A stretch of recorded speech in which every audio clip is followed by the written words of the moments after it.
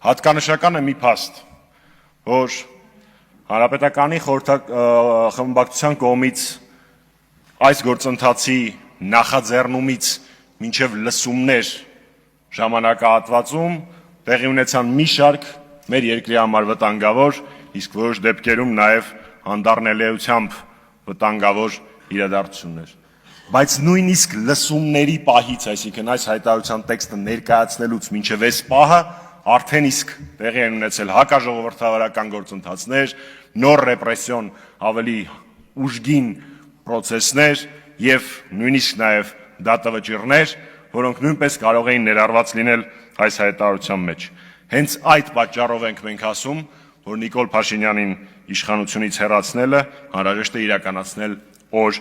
առաջ։ Դրա համար միակ գործիքը իմպիչմենտն է եւ հենց այդ տրամաբանությամբ մենք ներկայացրել ենք եւ նախաձեռնել ենք իմպիչմենտի գործընթաց։